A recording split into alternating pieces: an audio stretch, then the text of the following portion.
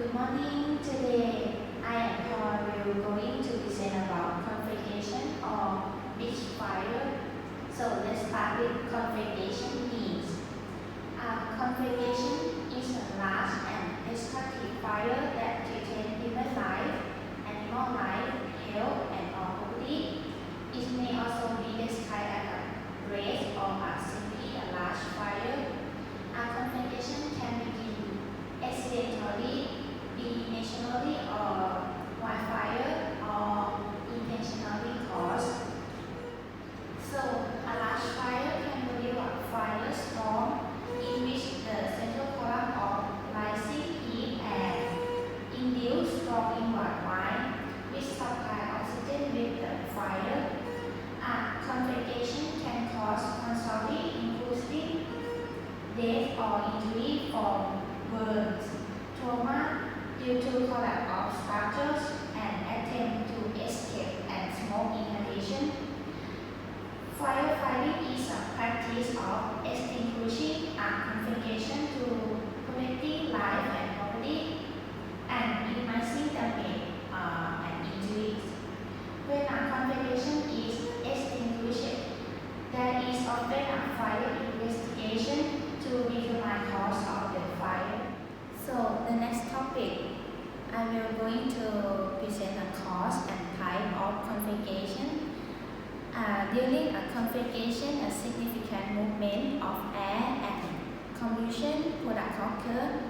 Hot gaseous product of combustion movement upward, causing influx of more dense cold air to the combustion, and sometimes the influx is so intense that the fire goes into a firestorm. Inside a building, the intensity of gas exchange depends on the size and location of opening in walls and floors, the scaling height, and the amount of characteristics of the combustible materials. So the first type of conflagration is industrial conflagration that include fire at oil refineries such as the 2009 oil refinery fires, as you can see in the picture.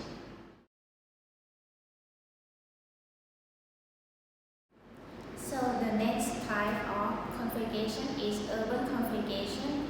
It is defined as a large destructive fire that spread beyond natural or artificial barriers. It can be expected to result in large monetary loss and may or may not include facilities. Next is in some ships, a large uncontained fire may quickly lead to a ship conflagration. And the last one of type of conflagration is in a building, is known as structure fires. So the last one of my part is shape of fires. The first one is head of fires. Next is figure of fires, and this is the front of fires, and the last one is rear of fires. Hello, I'm going to talk about what is the wildfire mean. Wildfire is the uncontrolled fire, unplanned or unwanted fire that happen in the area like Australia or US, California. And we have some source of the wildfire that happen in Australia to show you guys too. And I'm going to talk about the wildfire in Australia. So we have some source of Australia's wildfire declared among the worst wildfire disaster in modern history. A firefighter backed away from the flame of a controlled burn near Turin, Australia. In January, in an effort to contain larger fire, on July 28, 2020, and the reporter is Linda Guterres. Nearly 3 million animals were affected by Australian wildfire season that ran from last July to March, scientists announced Tuesday, a figure almost 3 times higher than original estimates. I will show you guys video clip about the thirsty cola rich rainwater offload in Australia. It's so cute. I've never been this close to a koala. Where do I put this? Touch it, Mary. Where do I put this one? Oh. Hope no one. I'm just going to check he's okay. There's only been some loud let's get back in the car. No. I really need to go back. Go on, touch his back. Is it soft? It's so soft. Hello. Hello, mate. What are you doing? He's just drinking water. Off he goes.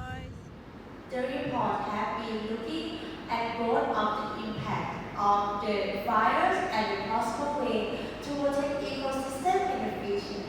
And the affected wildlife include 143 million of mammals, 2.46 billion reptiles, and 180 birds, and 51 million of frogs. In addition to the immediate threats of fire, other factors influencing the mortality of wildlife include smoke inhalation, heat stress, and dehydration, and it increases competition for resources in their new habitats. It's remaining unclear what the impact on a species outside fire zone. Rainfall that wash away sediment and ash into waterway could have implications for wildlife downstream and still need to be studied. The magnitude of devastation cannot be compared to any environmental events. In part, because it is the first to measure the effect on wildlife. From the report recommended better protection of unburned habitats and establishing rapid response team to rescue endangered species and habitats when fire happen in the future. And I will show you about after Australian wildfire. What happened when 1 million animals died? The wildfires that burned across Australia were unprecedented. More than 31.1 million acres of land has been destroyed. At least 33 people have died and more than 3,000 homes demolished. So this is basically like Armageddon, right? Everything's been wiped clean. That's Dr. Brandon Barton. He spoke to Global News about the upwards of 1 billion animals that have been reported dead due to Australia's wildfires. That's because in normal circumstances, when an animal dies, different things can happen with their body. It could be left alone and decompose, or another animal may eat it for food. But what happens when 1 billion animals die at once? When something dies, that's usually normal. Everything has to die at some point. And the ecosystem is usually prepared to take care of that. But what's happening now, with these mass mortality events is huge numbers are dying at once and it inundates the system, or at least we think it might. So how does the ecosystem absorb those nutrients and recycle them, if it can at all? With upwards to 1 billion animals gone thus far, and with the number expected to rise, Australia's Defence Force has been burying these carcasses to hopefully avoid a biosecurity risk. It's really biological material that is exposed to the environment and to the public. So there is this biological waste in large numbers hanging around. Some of it could be dangerous. Some of these biosecurity concerns includes the Hendra virus, anthrax, or even botulism. Also, when you put something underground, you're also putting it closer to the water table and potentially your well, drinking water. Part of Dr. Barton's work with mass mortality events includes looking at the complex issue of what to do with large numbers of carcasses. From an ecological point of view, you're basically removing part of the nutrients from the ecosystem. Those are nutrients that should be going into other animals, supporting scavengers, and they're not. They're really important. Here's why. When you have more carcasses, it does take longer to decompose and, in a way, inundates the ecosystem. But scavengers help with that. And so in an event like we're having in Australia right now, where all these things are dying, it's probably very important that we have intact guilds of scavengers. So we don't have to do things like burying it or burning it. Because the ecosystem, if it's intact and we take care of it, will provide that service for us. However, there are some positives to burying a dead animal. Benefits would be that these things, as they biodegrade, could in fact be nutrients for the earth. Dr. Barton and Dr. Bowman say there are better options when it comes to disposing of a carcass. One of those methods includes composting. However, People should not be handling carcasses. These things can contain really, really bad pathogens.